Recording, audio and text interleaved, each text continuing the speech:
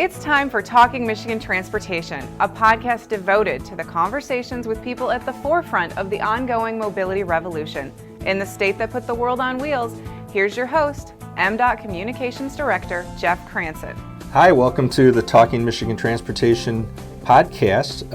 This week I have a special guest, Bernie Porn, who is the president of Epic-MRA, a veteran pollster here in the Lansing area, and has been studying various issues, public policy initiatives, political issues for, I don't know how long, Bernie? Oh, I did my first poll back in '72 in college. Okay, so quite a while. So it's since trees were new. At Aquinas College? At Aquinas College, Wow, yes. How about that? Well, thanks for coming on and taking time to do this. Well, I'm glad to be with you. So I want to cover a few of the things that you've polled on in recent times, really in the last year.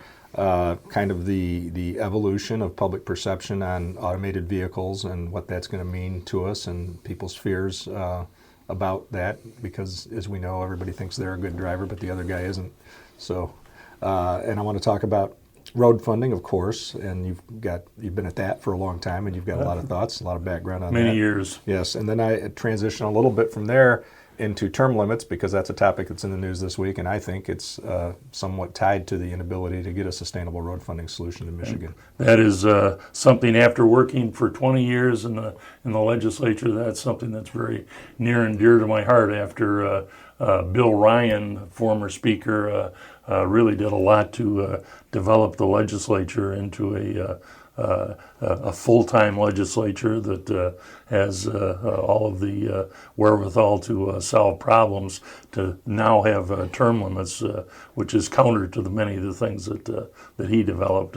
That's something that I'm very passionate about. The term limits, I'm not a fan of them. That's why we'll save that topic for the end. People will have a reason to keep listening. So let's start out with automated vehicles. And you did some polling last year, 2018, and then some in early 2019, and you saw some trends changing already. Yeah, and there continues to be increased support for automated vehicles. It was 33% when we tested it in October of 2018, and that has moved up to 37%. Still, a strong majority is unlikely to use automated vehicles, but that is changing. Younger people are overwhelmingly supportive and intent to use automated vehicles. Older people are not. Younger residents, especially men, are very much interested in using automated vehicles. Women, less so. And the demographics would show that as the population changes, especially older folks pass away who are very much against it, and younger folks who are very much supportive of it and willing to use automated vehicles, it's going to totally increase the percentage that are willing to use it. And there, with the discussions about using or having automated vehicles, especially in the trucking industry, potentially having automated trunking in the future, that all points toward, I think, an increased use of driverless cars and driverless vehicles. So it's interesting, the contradiction, I think, that you say that elderly people are the ones, and I know the polling definitely supports this, are the ones that are most suspicious of it, yet they are the ones who could most benefit from it. Absolutely. When you talk about mobility and independence in your golden years, having a car that just comes and picks you up and takes the equation out of it for people who are elderly drivers and having a hard time with the various things involved in driving, it's nothing but good for them. So. Yes, and I think we'll have to look forward to the time when the folks who are nearing age 50 right now that are very supportive, between 40 and 50, when they get to a point where they are senior citizens and need help, it'll probably change by that time. And part of this is incremental. I think you and I have talked about this a lot, and that I find people, if you ask them all of the individual technology traits, the sensors on your car and what they can allow you to do, whether it's adaptive cruise control, so you set your cruise control and it adjusts based on the vehicles in front of you, whether it's rear assist or lane assist, the car beeps. And I know I have friends that have newer vehicles and say it really annoys them, and I'm like, yeah, well, do rumble strips annoy you?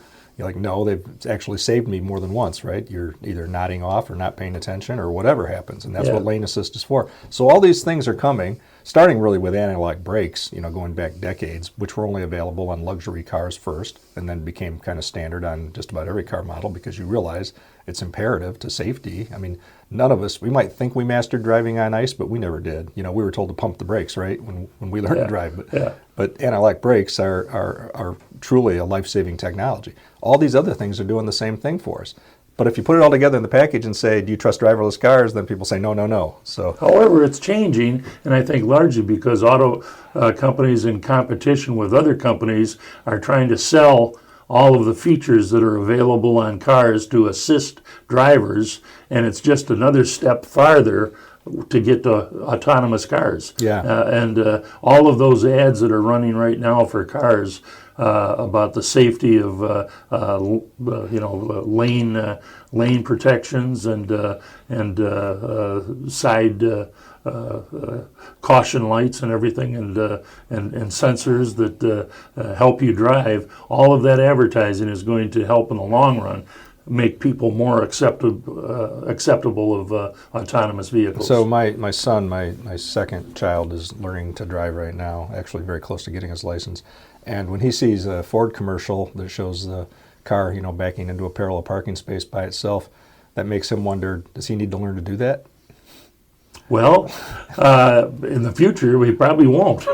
Yeah. And it's not that far of an extension to have driverless cars in the not too distant future. And I think support among Michigan residents will continue to increase, and largely because the older folks who are opposed to it will at some point die off, and the younger supporters of autonomous vehicles will be supportive, and you would expect that the younger folks that are coming up in the ranks will be even more supportive. What is really interesting is that northern Michigan respondents were against it, but down in southeast Michigan, they're for it, except for Detroiters. And also, I think African Americans were a little cautious about. Do you have a theory about why that would be? Why this would break down at all on ethnic or racial lines? I think largely it's because of the amount of traffic in Detroit and where African Americans reside. That is a function of their caution about driverless cars. Sheer volume, and the fear that with the amount of traffic and the speed that people are going at in the Detroit area, that's why they're cautious about it. But yet in northern Michigan, where you don't have that much conflict between cars and vehicles, why they're not in favor of it. Yeah, that's also an elderly population. It's also an elderly population. That's rural or people that have stayed in rural areas, or people who have retired to northern Michigan. So it all makes sense when you think about it, but it continues to creep up in terms of support, and we know that autonomous vehicles are the future. How does Epic define your regions? Like, what is central? Because I noticed that it was higher in central Michigan. Is that just the Lansing area? Or is Lansing area goes straight up all the way up to Elma, I think, and not as far as Mount Pleasant, though.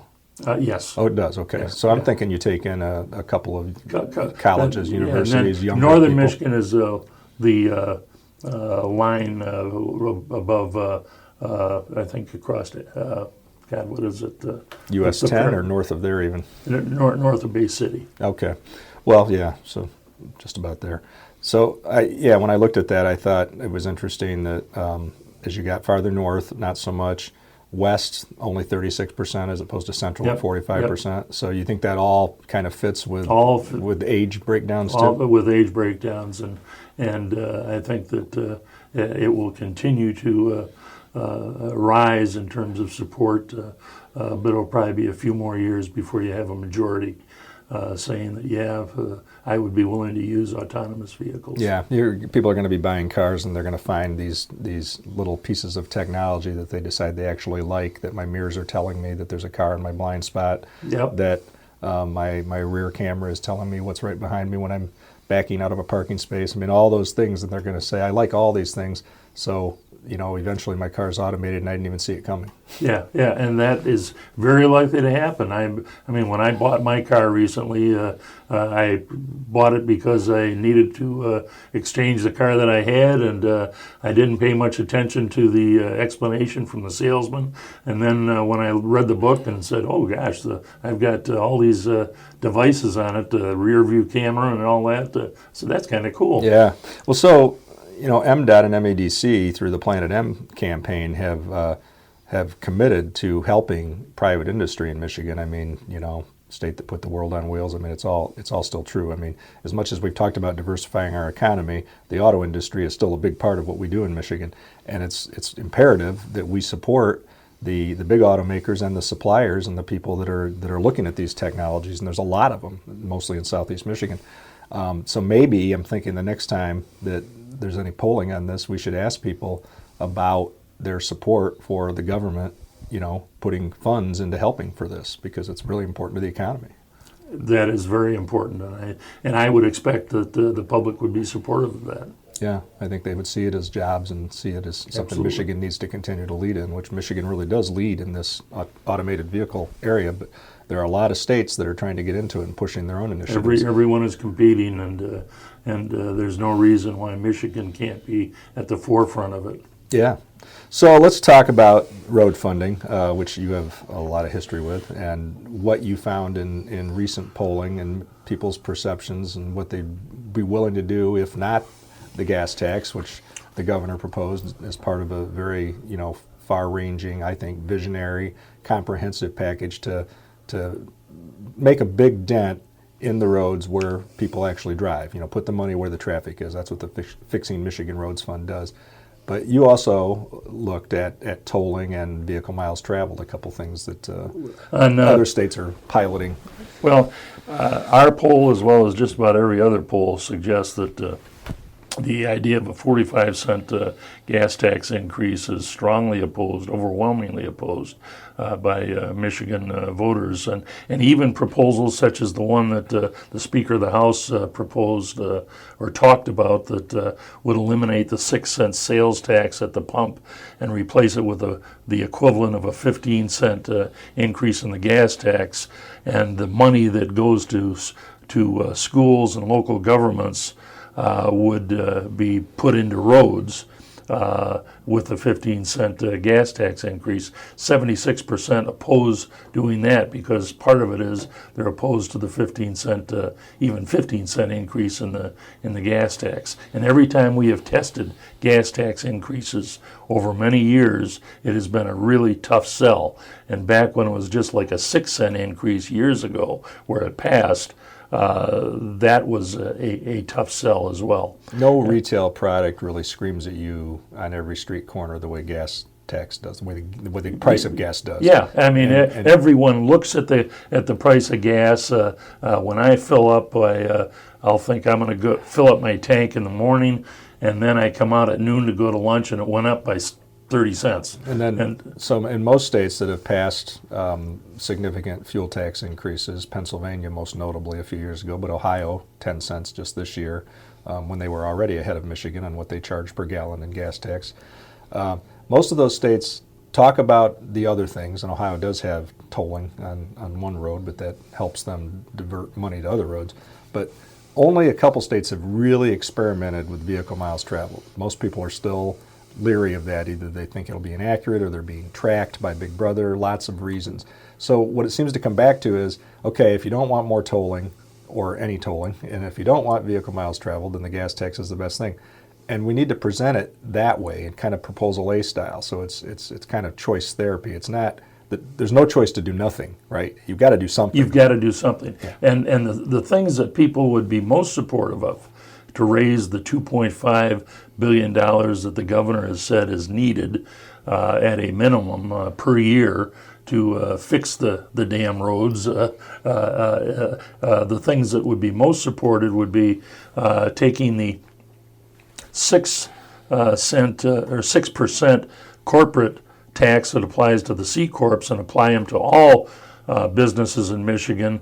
That's strongly supported, and that would raise about $1.3 billion. Now, as we're getting into wonky tax policy, Yep, so explain to people what a C corp is. Well, that is the type of corporation that is currently taxed in Michigan taxes, whereas the S corporation, which I'm not real sure about, even me, I'm not sure of the definitions, definitional differences between them. All I know is that C corps are taxed, S corps, as per Governor Snyder's request when he changed the tax policies in Michigan, are not taxed, and there's about 100,000 of those businesses that are not currently taxed, and if you tax them, that would raise about $1.3 billion.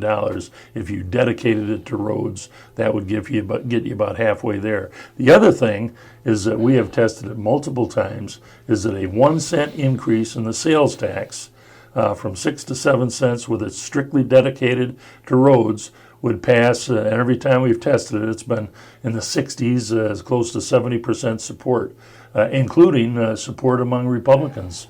And so, and also on the other issue, applying the business tax to all businesses, that's overwhelmingly supported as well by Republican voters. And so if their legislators could look at the level of support for those two ideas, I think that you could have the $2.5 to $2.8 billion in funding. Now, everybody thinks that there must be fat in government and you can get it that way. Largely, voters are responding to the ideas they're hearing about, like a 45-cent tax increase that they oppose, and the other ideas like what the Speaker has proposed in terms of taking money away from education. That's not something that they're willing to support, or dealing with teacher retirement funds. Those are all overwhelmingly opposed as ideas. You pulled on all of those ideas as they came ideas up throughout the spring and summer, right? Yeah. We polled on all of them, and voters are overwhelmingly opposed to it. But they are willing to support the idea of applying the taxes to all businesses and a 1 cent sales tax increase. They'd be willing to support that. And if we did it similar to Proposal A, where if you don't support, here's an option of a 1 cent increase in the sales tax, but if you don't do that, why then either a much larger increase in business taxes, or, which would probably be more supported, but the other possibility would be either an income tax increase, because don't forget, Proposal A supported a 2 cent increase in the sales tax, but if that had not passed, there would have been a income tax increase to cover the cost. Yeah, the beauty of Proposal A was that it gave you an either-or option. Yeah. It didn't give you an opt-out. Yeah, well, if I can guarantee you that if you proposed a proportional amount of a gas tax increase that said this is going to pay for roads, if like a property tax or an income tax. If there is not a 1 cent increase in the sales tax, the 1 cent increase in the sales tax will pass by probably 70%. So knowing that, I think I struggle with this because I've been convinced by what I've read from the user fee, thinking class that says, gas tax is a user fee, tolling is a user fee, vehicle miles traveled is a user fee, that there aren't a lot of state agencies and a lot of government services that you can tie directly to a user fee the way you can roads. But I suppose you could argue that if you do the sales tax, we still all drive, our products get to market on the road, so that is still a user fee, and maybe it's the same thing by bringing S Corps into the plan too. Well, there's a variety of reasons why people support a sales tax increase. Part of it is they think that people from other states that come to Michigan are helping to pay. that to some that degree, tax. that's true. To some degree, but it's really not as much as the perception is. Okay. It's only about 10 to 15% at most. But people think that you have all of these people when they come to Michigan, they're paying the sales tax on products. Okay. And so there's that. Not but services, but but also, products. Right. But also, you have the issue that people are more supportive of a sales tax increase than an income tax increase, because you can see the income tax increase on your paycheck. Right. Whereas you don't notice a sales tax It's easy increase. to, unless you're a real an accountant and keep a spreadsheet at home of every retail product you've consumed, you really don't know what you spent that 6% on. You don't notice, and it is a regressive tax, and all the folks who explain that as a rationale for opposing it, they're right. However, that's not the way voters view the issue. Yeah. And those are two areas. The other one would be to take back part of the business tax cut that was given to businesses when Snyder took office. However, that is an area where Republicans are split on the issue. They're not as supportive as they are of applying the business tax to all businesses, even those that don't pay anything right now. Okay. But you did poll on even 15 cents on the gas tax. Yes. And got similar negative reaction. In the 70s. Did you poll on 1 penny? No. You have a feeling what people would say? People would probably be willing to support a very little, a few cent increase in the gas tax. But for the most part, every time we've tested it, it has been something that has been a bridge too far. Well, as somebody who worked in the legislature, what do you think about my theory that if you pass a gas tax, you're probably going to get beat up either way? So why not do it right and rip the Band-Aid off? Well, because odds are you won't come back. Well, but there's no evidence of that across the country, that people have lost elections because of a gas tax vote. Well, now in this current environment, primary environment, I could see where that could be an issue. I could see where some people who are thinking of aspiring to higher office would have that tagged on them. And the other states, I don't believe, dealt with 45 cents. No, Pennsylvania's was phased in. It wasn't that much. I mean, theirs was higher than Michigan's to begin with, but they did a very, very significant increase, and it's made a big difference in what they've put into roads and bridges. Well, I have never been opposed to seeing the legislature do something that was necessary, even though the public is against it. However, it could well make it difficult for legislators who support that kind of a tax increase to get reelected, especially those who are running in like Republican primaries. Right, and I don't know how you even use polling as part of your thinking matrix on something like this, because I think, of course, if you ask people if they want to pay 45 cents more at the pump, they're going to say no. As the governor has said herself, I don't like having to propose this, but I also know that the roads need to be fixed, and there's vast agreement on that roads are one of our biggest issues. So if you ask, a room full of 5-year-olds if they, want to eat broccoli, what are they going to say? Yeah, and all of the history on dealing with gas tax, it just shows that it is a tough sell. Yeah, when asked. Yeah, default to no. Yeah. Real quickly, with the remaining few minutes, let's transition to term limits and something you feel strongly about. And I think, and tell me if I'm wrong, but I think that's been part of the problem. I mean, I can't blame that on 40 years of the inability to get a sustainable road funding solution, but certainly a big chunk of that time, I think it's been difficult to educate lawmakers and get them comfortable with all the policies, all the things involved in transportation, all the complicated things, and then get comfortable with the fact that we need more revenue, and here's how to do it. So, well, and again, after spending 20 years in the legislature, and I know that the first speaker who hired me, Bill Ryan, was really instrumental in making the Michigan legislature, especially the Michigan House of Representatives, a modern full-time legislature that deals with policy and issues. And so moving to a term-limited legislature. I know I was involved at the time when that passed, and our polling showed that it could have been beaten. And the pollsters that support This was in 1992. 1992. You had polling. Our polling that showed that it could have been beaten because at the time it included congressional term limits, and that would put Michigan at a disadvantage to other states that do not have term limits. And of course, something You'd be sending somebody new there every 6 years. Right, and to look at an issue that was very strong at the time. A lot of states were looking at trying to tap in to the Great Lakes in terms of getting water. Yes. And if you talk about eliminating or having term limits and eliminating seniority, why a very compelling argument would suggest that Michigan could have its water taken by other states that wanted to get fresh water. And the Great Lakes supply 26% of the fresh water in the world.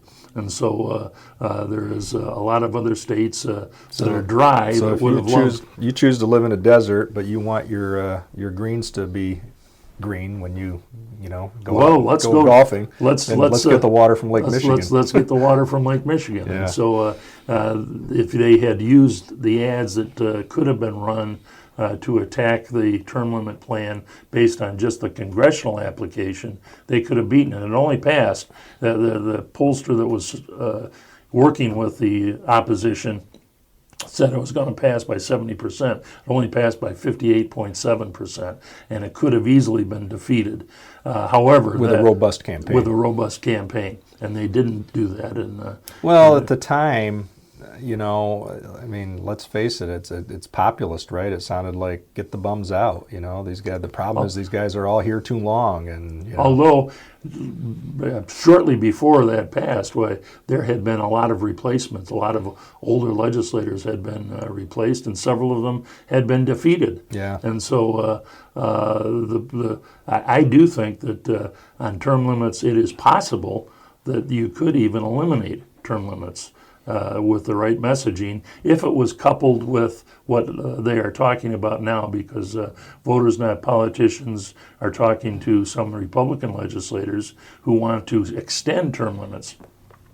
I think that it's possible to even eliminate it if they connect enough proposals that would deal with ethics reform. So, are you going in the field on the latest proposal? Or? No, but we'd be more than happy to if anyone wants to pay for it.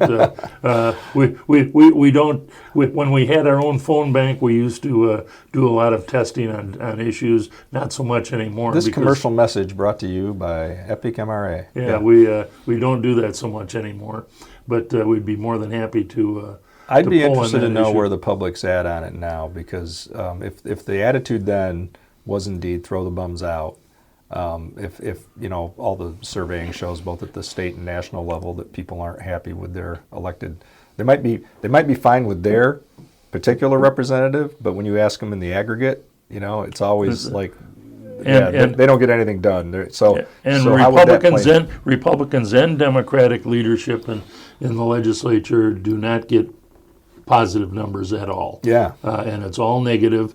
And so I think that an advertising campaign that says this has not worked, that lobbyists and special interest control things because the folks who are serving, barely learn where the bathrooms are after 2 or 3 terms. As you know, one of the chief proponents, back before he was in the Senate, Glenn Stiles Sr. from Grand Rapids, who ended up taking Vern Ayler's Senate seat representing, really helped get term limits over the finish line. And after a little time in the Senate, he said he came to regret it, and he realized that it was not a good thing. And that's because the lobbyists and special interest run the show, because they don't have people serving in the legislature with the institutional knowledge and memory of what has happened before. As I look at proposals that are before the legislature over the last several years, I say, back in the 70s, we talked about the same thing. It was a bad idea then. If you were to look at Minnesota, and by the way, another thing that would solve a lot of funding problems would be a graduated income tax, and that is supported in our polling every time we've tested it. And so you have some competition right now between those who want to increase funding for roads and those who want to increase funding for education. And I think ultimately you can address the education with a graduated income tax, like Minnesota has. They went to a graduated income tax, and indeed, all of the folks with wealth did not flee the state of Minnesota. Now you sound like Lou Glazier and my buddy Dave Waymeyer, who are always holding up Minnesota. There's a reason for that. In terms of quality of life and quality of life, investment in roads and education. They are, to a very large extent, what Michigan should try to become. You're absolutely right. In many respects. Yeah. And the kind of investment they put into roads and education and infrastructure is what we should try to do. However, there are a lot of legislators that say, oh no, we can't do that because we don't want to pay more from business, or we don't want to pay more as individuals to, especially those with wealth, to provide the funding that would be needed. Well, let's end this here because we could talk about this forever, and maybe we'll get a chance again next time you guys are in the field on some of these issues. So thanks for taking time to do this. I appreciate it, Bernie. Glad to always chat with you about it. That's a wrap for this edition of Talking Michigan Transportation. Check out show notes and more on SoundCloud or by subscribing on Apple Podcasts.